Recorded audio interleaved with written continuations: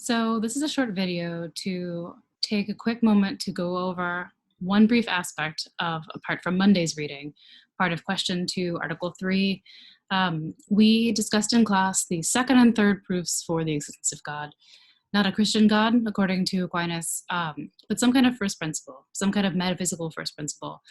In class, we talked about the first efficient cause, which is the language from Aristotle's physics, which we did earlier in the year, and also the proof about that there must be one necessary thing amongst all the possible or contingent things that are in existence ever for all time.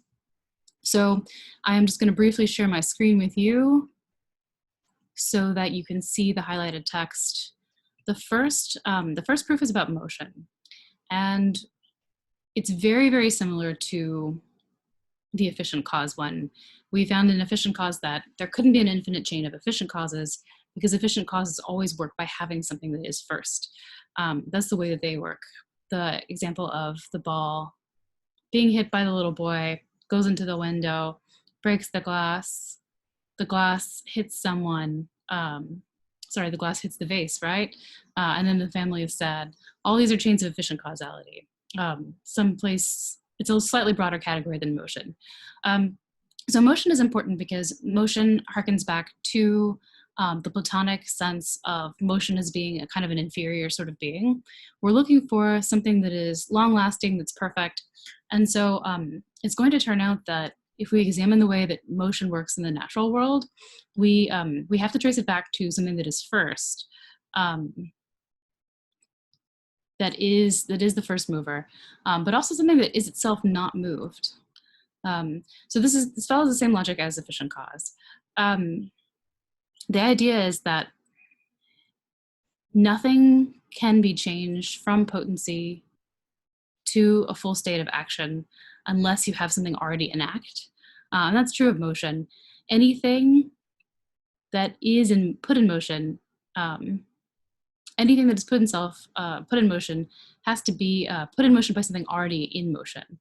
And so, however, the problem is that it can't go on to infinity because then there could be no first mover and consequently no other mover. So the reason why I did this after discussing the second one with you is because I think in the second proof of the existence of this kind of God, it's more clear that the problem is the chain, that you can't have a continuous chain of efficient causes unless you have one, because it's simply how we observe things happening in the natural world. So motion only adds the step of, if we see everything in the world changing and altering, either physically or qualitatively, heat to cold, you're going to need some kind of first motion that is not put in motion by anything else. So this is an argument that comes from the very end of Aristotle's physics, and also, to a certain extent, his metaphysics.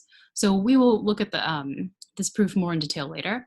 But for now, the most important part is this highlighted part, that in some way, a shorthand term for whatever this kind of God is the first mover, who nothing else puts in motion. And this everyone understands to be God. So I'm going to stop to share with you and stop this recording.